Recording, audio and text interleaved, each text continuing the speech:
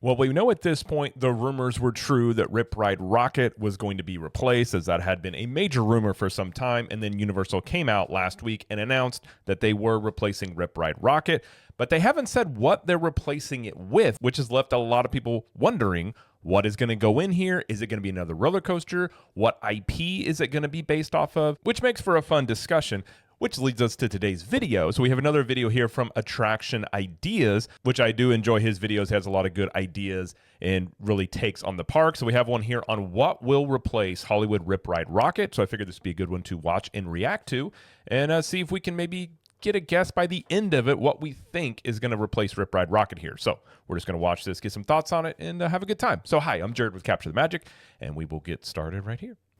Well, folks, it's official. Universal Orlando has confirmed and announced that Hollywood Ride Rocket will be seeing its last rides in September of this year. And before you get upset, let me tell you, folks, this ride's time was absolutely up. It's approaching 15 years of operation, which was around the mark that Incredible Hulk was torn down and rebuilt, and around the time that Dueling Dragons was torn down for good. So yeah, timing seems to match up with Universal's other outdoor roller coasters. Plus, this was a notorious mechanical disaster for Universal. They had to invest millions of dollars in this thing to keep it in tip-top shape. It was a nightmare for them to deal with.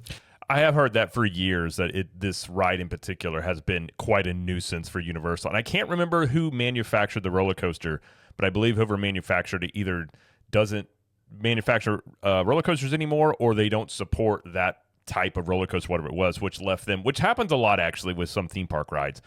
This happened over at Disney World and Animal Kingdom with Primeval Whirl. That ride, which is basically a carnival ride, but the manufacturer of that ride was no longer around. And so when parts were needed, things would break down. They would either have to get them custom made and really a lot more expensive, and it became harder and harder to maintain the ride at that point. So I think the same thing was happening here with Rip Ride Rocket. There's also some issues with sometimes it wouldn't get to the top of the crest at times, I believe. So it has had its issues. And a lot of people that I'm not a huge roller coaster person, but a lot of people that have ridden this would tell me, and my wife included, and some of my friends would say it was like really, really rough and just wasn't really a great experience, especially since you've seen like Velocicoaster and Hagrid's, and those being such great rides. You have a ride like this, it just kind of sticks out. It's not something that's, I guess you would just say, premier. Not to mention, too, that a lot of people found it to be rather rough. I never found it to be rough, but some people certainly did report that. And to top it all off, a ride that was about listening to music while riding the ride went ahead and cut the song list from 30 songs down to 6. So yeah, I think it was about dang time that this ride shuttered its doors for good. So with Hollywood Rip Ride Rocket being next up on the chopping block for Universal, the question now becomes, what's going to replace it? Well, we already have half the answer here, as through permits, we know that an Intamin roller coaster will be coming to Universal Orlando in the near future. Obviously, more than likely going in this location. And I mean, this is not real. I mean, there were permits that actually showed like they are going into this location. Maybe it was a permit after that one, but Intamin is working on one, but they did show that it's going to be where Rip Ride Rocket is. And there's going to be, I think they're building 3 new buildings. But they didn't release, they just showed the plot of land, so don't know if it's going to be a roller coaster, which one would assume it would be, but they have confirmed that it's replacing this area, and more than likely a coaster is going in. Really surprising whatsoever, as when you look at Rip Ride Rocket's plot of land that it takes up, it's a very narrow strip of land, and realistically, you were never going to put anything else in there other than a roller coaster. Either they were going to get rid of Rip Ride Rocket and not replace it with anything, or it was going to be a roller coaster. There was really never any other option. And what I also have to say is not particularly surprising is the fact that Universal is rocking with the roller coaster manufacturer Intamin once again. After all, Intamin has sort of been their partner in crime for a number of years now. I mean, they worked together on Hagrid's Magical Creature Motorbike Adventure. They worked together on Velocicoaster, and they're working together once again for Epic Universe with the How to Train Your Dragon roller coaster.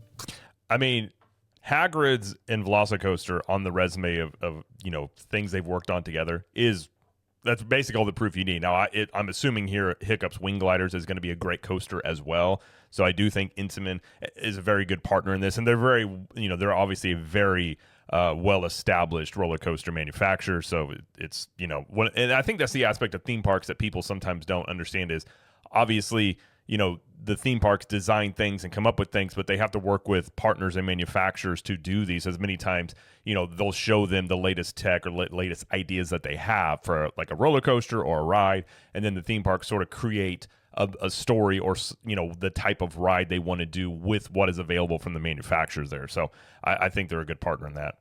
Clearly, when Intamin and Universal work together, it's nothing but magic. I mean, they just produce nothing but winners, folks, and it's no surprise that Universal want to work with them once again for this new roller coaster here. And it is that connection that has led people to believe that the replacement for Hollywood Red Rocket will be a Fast and Furious Drift roller coaster, as currently Universal and Intamin are working on a very similar roller coaster over in Hollywood. In 2026, Fast and Furious Hollywood Drift will be opening at Universal Studios Hollywood, and this coaster looks like it's going to be sort of like the Velocicoaster of that park, in the sense that it's going to have high intensity thrills, it's going to have some high speed launches, and it's going to have a very unique mechanic where the coasters are going to sort of tilt on the track. Think something similar to Guardians of the Galaxy Cosmic Rewind in that regard. Now, there's a few reasons why this makes a whole lot of sense.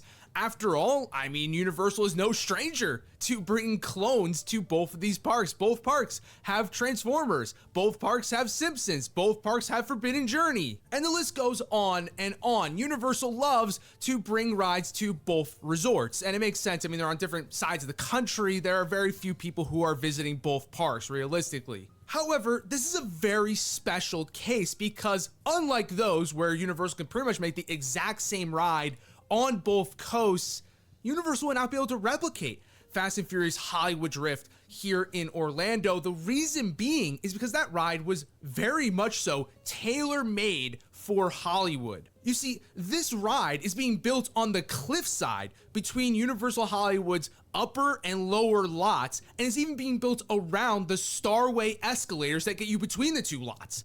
Yeah, if you look at the layout of this coaster, I mean, it's very specific to Universal Studios Hollywood, which does have the issue. And one reason they're putting this here is they don't have a lot of space, especially compared to Orlando. And so this one is very unique in terms of, I don't think it would fit any other place for this coaster, and seems like definitely custom made for this area. But Fast and Furious, though, I mean, he'll probably go into it more, but that is the thing I've heard the most, and probably perhaps makes the most sense for some sort of high-speed roller coaster. I mean, much more than, like, say, Supercharged. I think something like this makes a lot of sense for if you're going to use an IP for a roller coaster. I think Fast and Furious would almost be a no-brainer. It is a very specific build. It's a very tedious and difficult build, which is why it's taking all the way until 2026, despite the fact they started construction on this quite a long time ago at this point. And it's also why we won't be getting a one-for-one clone of this ride in Orlando. Yes, it might be a Fast and Furious themed roller coaster. Yes, it might be a drift roller coaster, but will not have the same layout of the ride in Hollywood. But let me tell you right now, folks, the fact that this is not going to be an exact clone does not by any means disqualify it from coming to Universal Studios Florida. Revenge of the Mummy, for instance, over in Hollywood, and of course in Orlando, and also in Singapore, has completely different layouts in all three of them. Make no mistake, folks, if Universal thinks that this is the best option to go in this spot, they're gonna make it work, even if it ends up being nothing like the version in Hollywood. But that's the thing. Is this actually the best fit for Universal Studios Florida? I mean, sure, for one, obviously, it's got the backing of the brand. It's got the backing of Fast and Furious, one of the biggest media franchises, really, period, in the modern age. And it happens to be owned completely by Universal. These are all Universal films. So, of course, Universal wants to feature Fast and Furious prominently in the parks. The only thing with Fast and Furious, I mean, it is, if you've watched them, they've gotten pretty ridiculous in terms of the movies. Like, they're just a dumb popcorn watch type of movie. But their popularity lies mostly overseas. So the only thing I would say is, like, yeah, Fast and Furious, like, it does fit a high-speed roller coaster, but if you're looking for an IP that's really going to have a big impact on the IP itself, at least domestically, Fast and Furious is not necessarily going to do that. Now, it could for international travel. I think if you put this like in Japan, I think it'd be a lot more popular. But again, if you look at the movie ticket sales, most of it is driven by overseas markets. So not that it wouldn't be a good idea to put here, but I don't think it's necessarily going to be the most popular thing or going to bring out a lot of people that are massive fans of Fast and Furious in the U.S. Supercharged is not a great ride, but it probably also doesn't help that the IP, at least here in the States, is just sort of and the ride's not good. But I think if you maybe had a more popular IP, it could have a little bit more of a redeeming value. But that's the only thing I would say about at least the IP itself in terms of like where it's popular and things like that. The problem is that, of course, you might be thinking, well, hey, there's already a Fast and Furious ride in this park as it stands today in Fast and Furious Supercharged. The problem with that ride, of course, is that, well, it's terrible. It's not very good. Yeah. And even though the media property that it's based on is super popular, unbelievably popular, quite frankly, the ride itself gets very little foot traffic. In fact, it's probably one of the least trafficked attractions in the entire park. But with that being the case, I sort of have no doubts at this point that it's more than likely that Fast and Furious Supercharged will be closed by the end of the decade. And if that's the case, then either one... I would say that's true, and I've talked about it before, but even Universal themselves knows that basically Supercharge is a stinker of a ride. One time my wife and I were in the parks, and they asked us to take a survey, and the guy asked us, like, what is your least favorite ride in the park? And before we can even answer, they said, besides Supercharged, we know exactly where that stands. So they even know themselves that this is not a popular ride, which, again, if you look at the wait times and how often this thing is closed, like I think for Halloween Horror Nights last year, it was basically closed the entire length of Halloween Horror Nights because I think they used that queue area for a haunted house area. So they know this. So, yeah, I do agree with that. By the end of this decade, I would assume, at the very least, we're going to have an announcement that this is getting replaced with something else. If this coaster were to be built, the two rides would be standing at the same time for a very short period of time, or they wouldn't be standing together at all. They would never be operating at the same time. It's very possible that we would never have two Fast and Furious attractions in this park. Though, that's the other sort of kicker here, is that Fast and Furious, I mean, this is a billion-dollar franchise, multi-billion-dollar franchise, mind you. Even though the main line of Fast and Furious films is coming to an end with this next one, we know there are going to continue to be more. I think the real tagline is family.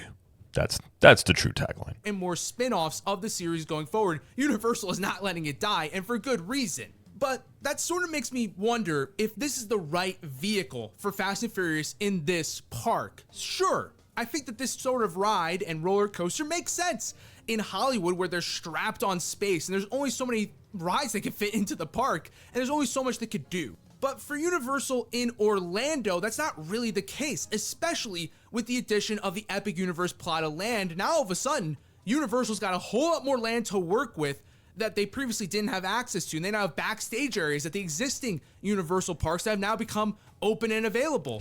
And I was going to bring that up, and it's a really good point, and it's something that a lot of people don't know about Epic Universe. Is one of the, obviously you have the theme park, but that plot of land is much bigger than just the park itself.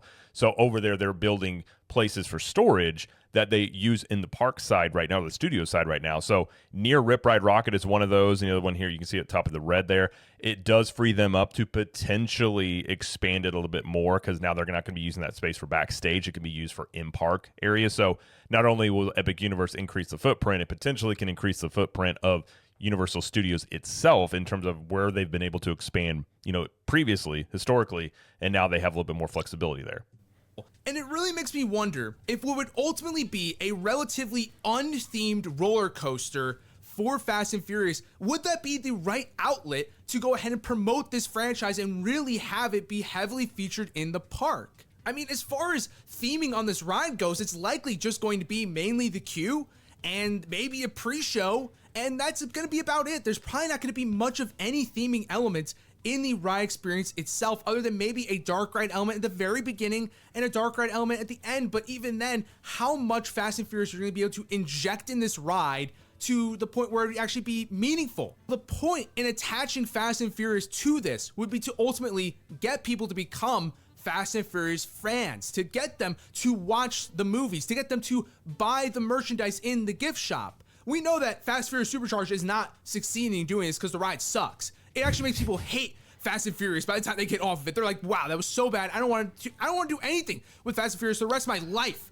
Not only is it not a great ride, I mean, I don't like the rides, and these are based off like the tram tours out in Hollywood where you got the screens on each side. I'm not a fan of where you have to sit there and look to side for, to take aspects of the ride in. So I'm not a fan of that type of ride. But also this ride, if you've never ridden it, I mean, I'm sure there's videos on YouTube here that you can check out what it says, but like it is cringy and corny in terms of the acting. And granted, Fast and Furious movies are not known for their fantastic acting or their amazing dialogue, but it is even worse than the movies in just terms of like how cringy it is.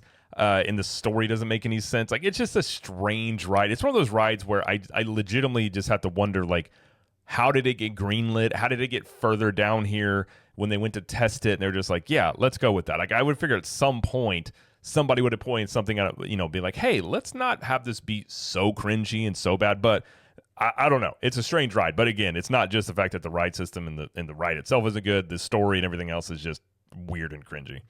After experiencing that, right? It's having the opposite effect. Would this ride have any effect though, right? If it's highly unthemed, right? If it's largely just sort of a good roller coaster and that's really it, and there isn't that much going on as far as Fast and Furious theming goes or storytelling, is it doing enough to push the franchise in the way that Universal wants it to? I'm not convinced it does. And I'm sort of under the impression at this point that Universal may have grander plans for Fast and Furious. Perhaps multiple attractions, perhaps something that's way more highly themed and in depth for Fast and Furious, something that isn't so simple as a roller coaster. Maybe Universal still does go this route, as after all, again, if the coaster itself is good, it's a win, right? You don't have to worry about if your theming is good, if your dark ride elements are good, if the screens are working, like, no. Right, if it's a good roller coaster, it's going to be popular ride regardless of the media franchise attached, so it would give you a win. It's a good point. Regardless of an IP or even if it's just an original concept ride, if it's a great roller coaster, people aren't going to care. I've said this argument before about Cosmic Rewind over in Epcot with Disney World. Yeah, it's based off Guardians of the Galaxy, but the backstory of that ride is it was developed as a space roller coaster that they just decided to put the Guardians of the Galaxy IP on it. But if you didn't have Guardians of the Galaxy, it would still be a fantastic roller coaster. Like, the basis of the ride is the fact that it's a great ride. So that is one aspect of Rip Ride Rocket is not based on anything. They could replace it with an original concept. Now, I don't think they'll probably do that. But they have, you look at Epic Universe, they got Celestial Park. They are doing some original IPs, more than, say, Disney. And so that is a possibility that they could, and then use Fast and Furious elsewhere. But I would guess if I were a bet that Universal would do some sort of IP for whatever they're putting in here. Win for Fast and Furious after, the disaster that was Supercharged, sure. But I really do feel like there's more that could be done with Fast and Furious. And I think we kind of forget this sometimes because, of course, Supercharged is so bad, we kind of forget that, oh yeah, the media franchise that this is based on actually does have a lot of potential for theme park rides. It's just that, they failed epically at delivering that. So to be quite frank, I think that the Hollywood Drift coaster idea is a perfect way to integrate Fast and Furious more into Universal Studios Hollywood.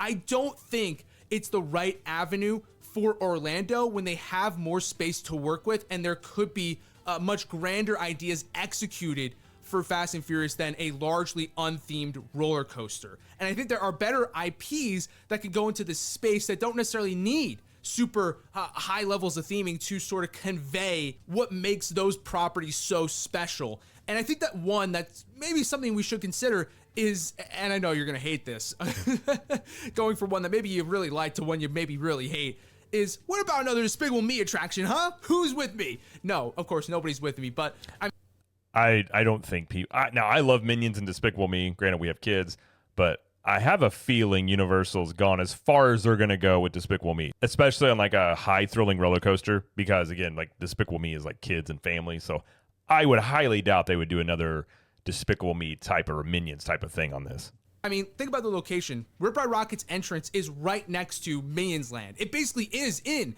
Minions Land. So is it impossible for us to see a Minions roller coaster come in this spot. After all, roller coasters are somewhat fairly tied to the Spill Me brand. I mean, the first movie, they ride a roller coaster. It's tied to that Pharrell Williams song. And even in the Minion Mayhem ride, at the end, there is a roller coaster. So roller coasters are all over this property. I mean, it's very much so a part of its DNA, but I think you could all breathe a sigh of relief because permits have also revealed to us that they are building 2 new show buildings over in the New York section. One that's going to be taking over part of the Jimmy Fallon extended queue and the old Ghostbusters firehouse facade that currently Rip Ride Rockit runs through. And there's going to be a new building built a bit further back in the employee parking lot. Given the location of these buildings, I think it's safe to say that the entrance for this ride will be in New York and not where Rip Ride Rockit's current entrance is, meaning it would not be a part of Minions Land, so you don't have to worry about another Minions attraction coming to this park. You can go ahead and wipe the sweat off your brow, folks. Nothing to worry about here. But speaking of the Ghostbusters firehouse facade, do we think it's at all possible that Ghostbusters could be returning to the parks in this attraction? I mean, if you've been in tune to what's been going on at the Universal Orlando parks over the past year, then you will have noticed that in Studios Florida specifically, Ghostbusters has been getting a massive push. It was one of the 4 core pillars of this summer's tribute store. It was also one of the main features of the Mega Movie Parade, and it also had a Halloween Horror Nights house for the second time in its history. It was a big year for Ghostbusters in the park, no doubt about it, and I don't think that was a mistake, by the way. I don't think that I often have wondered if any theme park was going to do, say, obviously nostalgia and retro, which is what he's talking about here is, it was basically like an 80s summer theme for like the tribute store and like the parade and things. So you had like Ghostbusters and Jaws and Jurassic Park. If any theme park company was going to do a retro old school type of ride, I do believe it would be Universal. Now, the question comes into, like, Ghostbusters is also an old franchise and also they have newer movies, but the success of those movies isn't massive. So I guess it would just come into, would they do it? And if it wasn't Ghostbusters, might they do something else? If anybody would, it would be Universal. Now, I think, and I've said for a long time, I think it would be a cool idea because obviously they sell merchandise off Ghostbusters, even Back to the Future, like something like Jaws, even though they removed the Jaws ride, of some of these older franchises that still have all this nostalgic appeal, especially for Universal and its IPs and things that they own and control. Would they do it? It's possible they could. And if it's not here where Rip Ride Rockit is, you could see it somewhere else. I think it would be a very interesting idea. I mean, I know my wife, she loves Back to the Future. If there was any new sort of Back to the Future ride, I think she would absolutely love that. It's an idea. I like the idea of it. And again, I think if anyone was going to do it, it would be Universal. Universal just did that on accident. I think that Universal was very much so intentionally bringing Ghostbusters back in a big way to test it with in-park audiences. And I will say that Ghostbusters Halloween Horror Night House was really great. Like, it wasn't super scary, but it was very, very well done. It might have been my favorite house of last Halloween Horror Nights. See just how popular it is with the general public. With the idea behind this test, of course, being that if it passed, then it would have enough reason, it would have enough cause to be brought back for a permanent attraction. And in this case, it would not be like the former attraction, which was, of course, a show, a special effects show that was very neat and very cool. Instead, it would be a roller coaster, likely a roller coaster themed to the Ecto-1, probably being called the Ecto Coaster. We know Universal loves names like that, like Velocicoaster and Troller Coaster, so why not add Ecto Coaster to the bunch, rebuilding and refurbishing and recreating the Ghostbusters Firehouse facade as the entrance to this attraction, and having the theme of driving around in the Ecto-1 through New York and chasing down ghosts. Have the Ghostbusters theme song blaring throughout the ride, and because we're dealing with ghosts, I think a lot of the ride could probably get away with just being an outdoor roller coaster with no theming, because, you know, they're ghosts, they could be invisible, we don't necessarily have to see them at all times for it to work. And you can have some cool dark ride elements that use that Pepper's ghost effect to have ghosts appear like they're actually, you know, transparent and translucent. So there's potential. There's potential for a great ride here, absolutely. The question is, did Ghostbusters pass this test? Did they pass the test necessary to get themselves another permanent attraction in this park. And let me tell you, folks, obviously, Universal, they hold all the cards here. They have all the data. We don't know for sure, but I could tell you with some pretty good confidence, folks, you're going to love this, that Ghostbusters is a failure. Yeah, sorry, folks. I'm sorry. I think it failed the test. That's just my opinion. I mean, listen, when we talk about the Mega Movie Parade, when we talk about the tribute store, yes, Ghostbusters was a major part of it, but you want to know who really took the spotlight? You want to know what parts of it were really getting talked about? It was Jaws. It was Back to the Future. Heck, even E.T. and Jurassic Park, which had smaller features. I don't know if it failed. I mean, again, Ghostbusters is I as a kid I liked it. Like it's a unique franchise. I guess it's a franchise now. It's one that I would have said they don't need any sequels to. I mean, there were people that were excited about it. I don't know if I would say it failed, but I think when you're also, I don't think it's anything like a Jaws or a Jurassic Park. But again, one thing about this being potentially this ride's entrance being in New York, that does sort of narrow it down to what you could do here. And if the entrance for the ride is in New York, I'm not saying it wouldn't work, but Fast and Furious doesn't make a lot of sense because, again, that's like, I think they're based out of California. Like, they're not based out of New York. Now, that doesn't mean they couldn't do it, but Ghostbusters is based out of New York. So you can sort of, you can make an argument that it would make sense to put it there, especially that's right in the facade where the old Ghostbusters show was. So that's something that would have going for it there. In these things, we're getting more attention than Ghostbusters in many cases. And you want to talk about the Halloween Horror Nights house? It wasn't even the most popular house at the event. Far from it, in fact. Many of the original IP houses actually were just as popular as it. It really was not attracting crowds in the same way that the first Ghostbusters house did back in 2019, which is concerning because what it might represent is a fall off of interest in the franchise. And I mean, this is proven through the actual films that are being put out into theaters. Back in 2016, Ghostbusters, just titled Ghostbusters 2016, that was notoriously a flop, correct? That movie made... This is part of the problem with taking old franchises and making new movies with them. Like 2016 Ghostbusters was a flop. They've had two since then, which I think I've seen parts of both of them.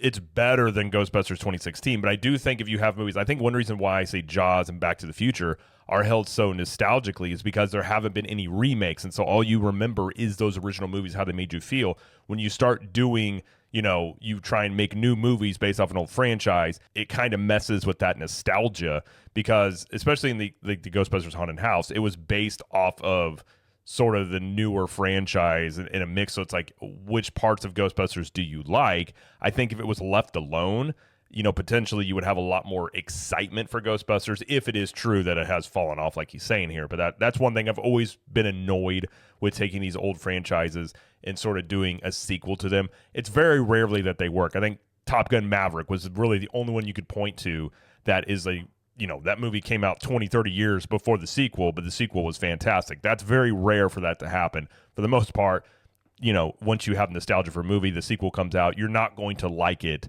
as much as you like the original movies that you remember. Made well over $200 million, but it was also on a fairly fat budget, so it almost certainly lost money. It did lose money. I think it lost quite a bit of money. Absolutely. But then in 2021, you had sort of a soft reboot with Ghostbusters Afterlife. That actually made less money at the box office than 2016, but it was made on a much smarter budget. So it was actually kind of seen as a success, especially considering that it did well, relatively speaking, in 2021, which was seen as a very down market for the movie theaters. People weren't returning because of COVID and stuff like that. So it was hard to get people to come back to theaters, and the fact that Ghostbusters kind of did well in spite of that, it was seen as a win, even though it actually had made less than the previous film. And then that brings us to 2024 with Frozen Empire, of course, the movie that the HHN house was based on. And that movie made about the same amount as Afterlife, despite the fact that theaters have now gotten more people coming back because COVID is long gone, and the theater business is doing better than it had in 2021. And it also had a much bigger budget than the original film. So clearly things are not going in the right direction for Ghostbusters whatsoever. So honestly, I'm not really seeing where Ghostbuster fits the picture. I think it failed in park. I think it failed out of the park. And when you throw on top of this the fact that it's not even a Universal property, it's owned by Sony. So if Universal were to build a permanent attraction, they'd have to pay licensing fees to Sony. They'd have to pay a percentage on merchandise to Sony. I don't really see where the win.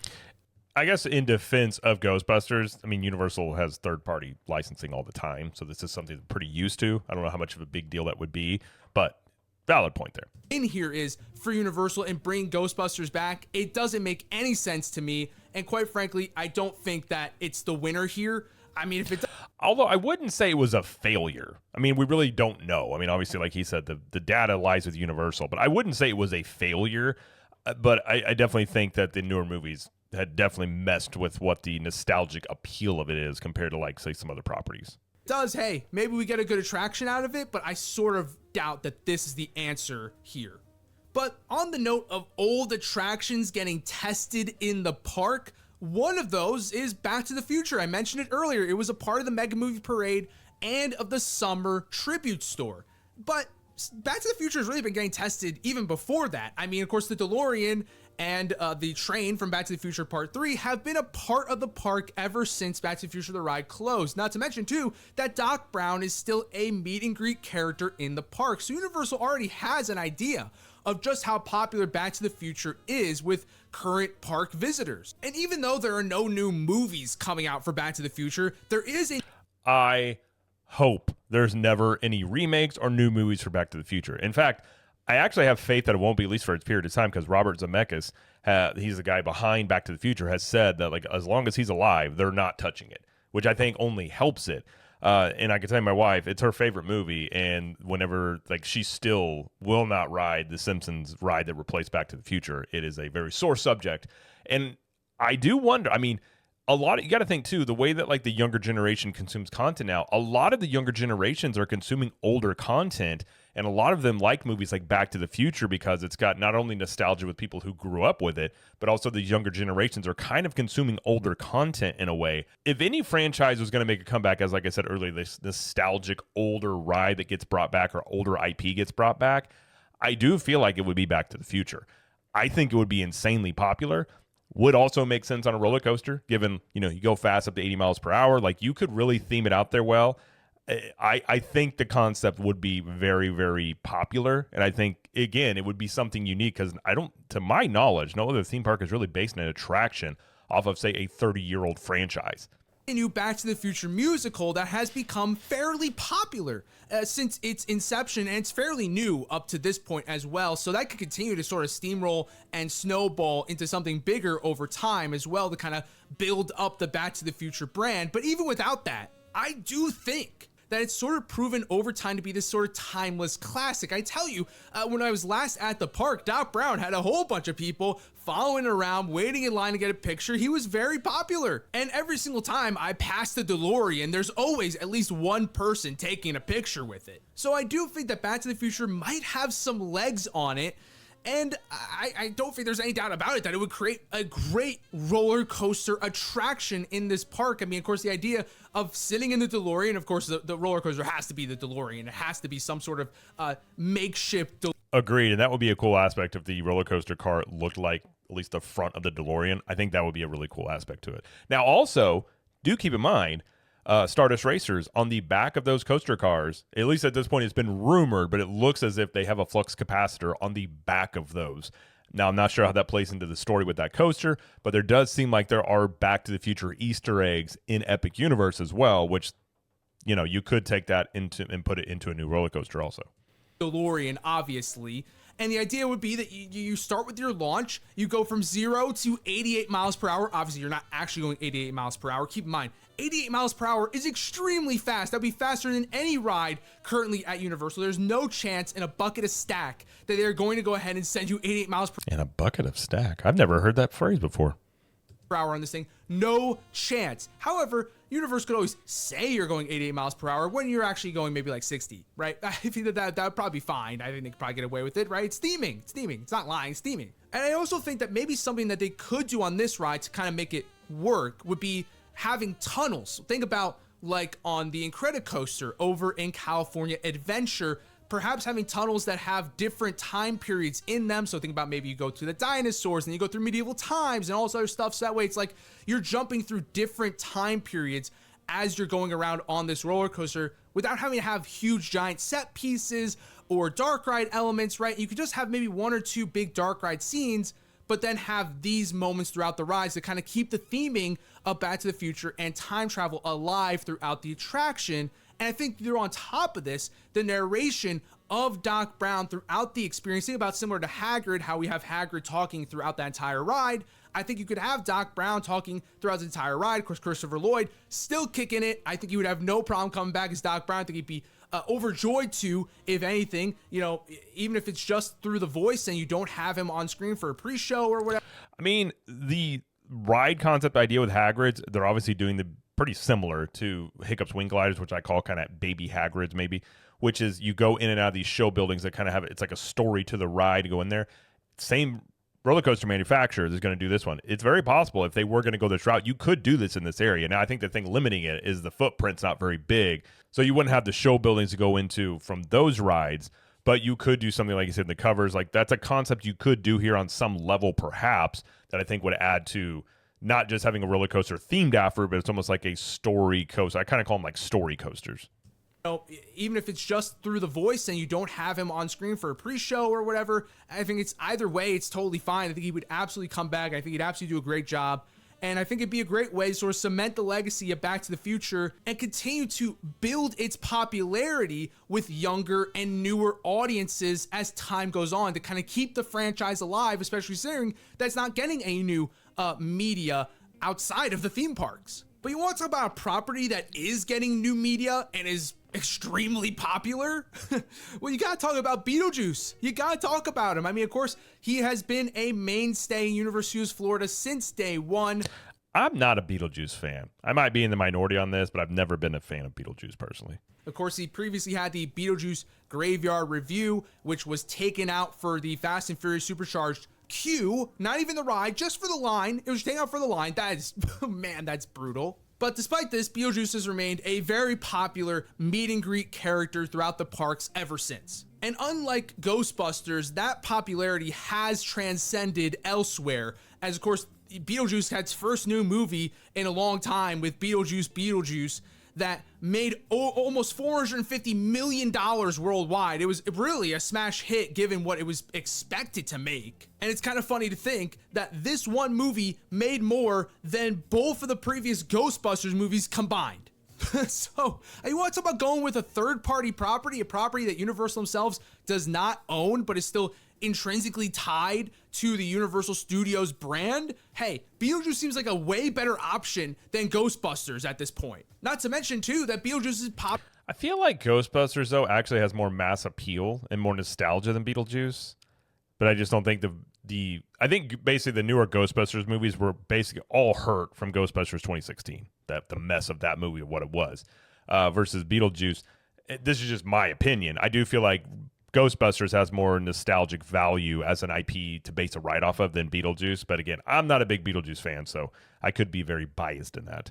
Popular even beyond the film. Of course, they've also proven to be popular on Broadway with Beetlejuice the Musical. The bottom line is this, folks, that Beetlejuice has proven to be popular in several different avenues, both in the park, in film, and through the theater. So I don't think there's any doubt about it that Beetlejuice has proven its popularity across several different demographics, through several different mediums, and I don't think that it makes any sense for Universal to continue holding back on bringing Beetlejuice back for a permanent attraction, even though it's not a Universal property and it is a third-party property that they would have to pay licensing fees for. I do think that Beetlejuice has proven its worth in being worth paying up that extra dollar to go ahead and bring a permanent attraction for him to the park. He's proven time and time again just how popular he is. So I think it's long overdue that we go ahead and get him in here. And I think that this could be the avenue to do it with a perhaps sort of like underworld, topsy-turvy sort of roller coaster theme to Beetlejuice, where basically he's more or less torturing you on this coaster, something on those lines. Now, though Beetlejuice was a success at the box office, if we want to talk about box office smash hits, well, we very well can't ignore Wicked. As far as box office... No! God! No! God, please, no! No! No! I'll fully admit, I am not a fan of musicals. I've seen parts of Wicked. I know it's popular. This may be an unpopular take, but I've heard people theorize this before of a Wicked roller coaster here. It probably could work on some level. I just personally would hate it. I just don't care about it myself. But again, I'm not a big roller coaster person, so it really wouldn't affect me too much. But my vote would not be for Wicked for many, many reasons. One of which I loathe musicals. I can't do it.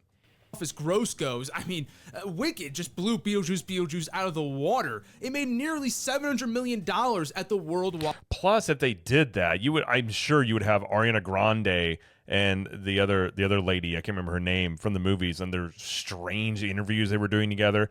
You would also probably have them at a press conference announcing this. It would just be weird. I don't want any more of it, personally speaking. Although it might be kind of funny, but maybe that would be a good thing.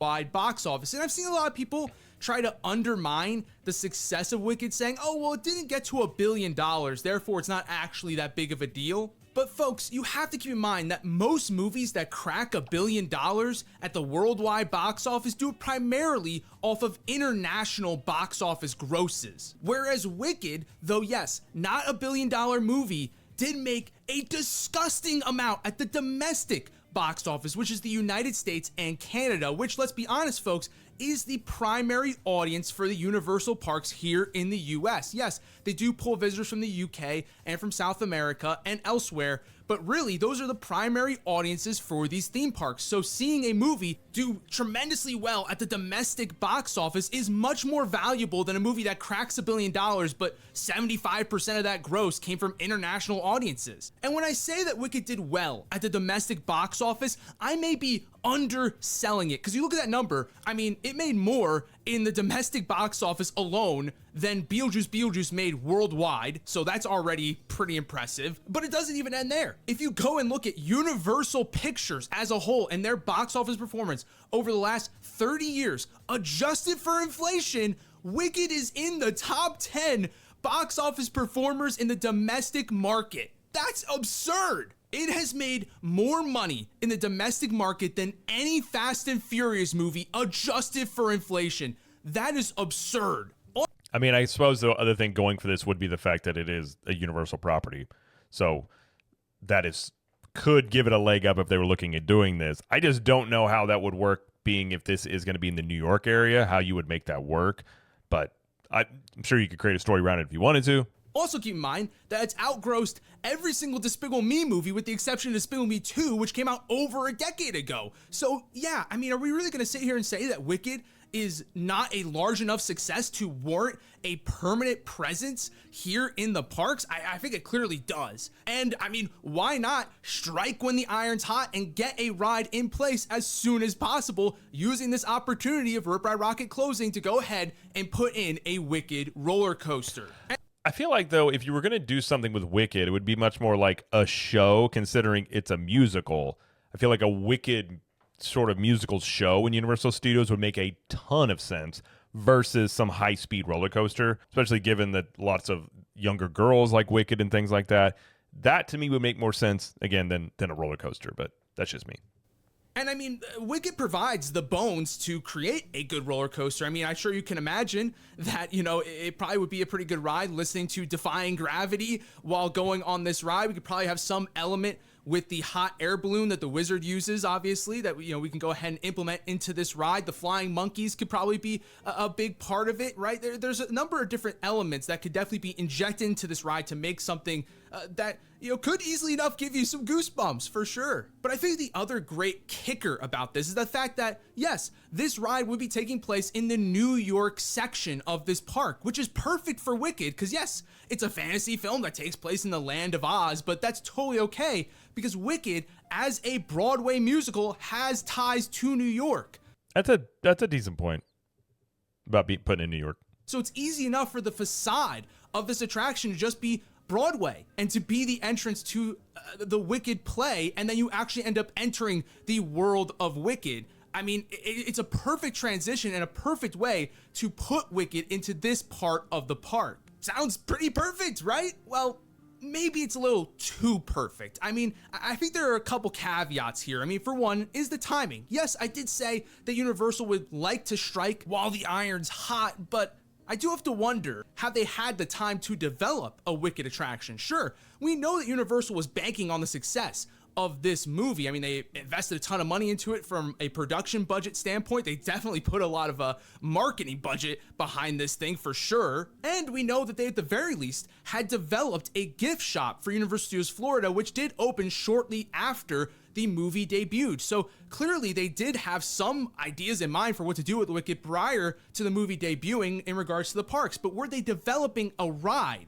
for Wicked already that soon? I'm not sure they would. Now, it would be the first time they've done this. I mean, Jurassic Park The Ride over in Universal Studios Hollywood, they were developing that attraction before the movie had actually debuted, which allowed them to have the ride open 3 years after the movie came out. And that wouldn't have been possible had it not been for them starting development on that project when they did. So it's possible that Universal, maybe banking on the success of Wicked, did already start developing ride ideas and concepts for Wicked even before the movie debuted. But if they're doing it on a roller coaster, I mean, roller coasters don't really require that much theming or a story. So if they were looking at doing Wicked, I don't necessarily think you would need a long period of time to sort of have an idea or theme it around some sort of existing roller coaster track you were going to use, like from Intamin. However, here's the kicker. Would that ride concept be a roller coaster? Sure, we already kind of explained how a Wicked roller coaster could, make for a good ride, but does it really match with the brand image? Does a high speed, high intensity, Which is my point, yeah. roller coaster really match up with what we would expect from a Wicked attraction? To me personally, probably not. I would expect something a little more family friendly. No, now sure, I'm not expecting something that is family friendly, but I think something more family friendly, something more inclusive would make sense for Wicked. Maybe a stage show, maybe a dark ride, maybe a screen-based attraction, but certainly something that the more or less the whole family can enjoy with limited, exclusions. So do I think we're getting a Wicked attraction in the future? I think that given the success of it in the domestic box office, it's pretty much a surefire thing that's going to happen at some point. I mean, this is a Universal owned film too. I mean, how could it not? I mean, I don't really even care about the restrictions with The Wizard of Oz and who owns what and what Universal can use. It doesn't really matter. Maybe that matters more if you're building a land, but as far as an individual attraction goes, I think it's a surefire thing that we will be seeing a Wicked attraction at some point in the future.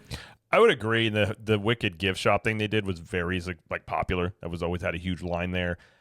Again, I could see a show, maybe some sort of dark ride, but I do think they'll probably do something considering it is a Universal property. It is very successful. They're going to do another movie, and it's it's after a Broadway play that's kind of proved to be rather timeless in many ways. So I won't be surprised one bit if it ends up on studio side in some form of a show or another ride. But as far as Wicked coming here and replacing Rip Ride Rockit as a roller coaster, I just don't think the timing matches up. I just don't think that a roller coaster is the right fit for Wicked.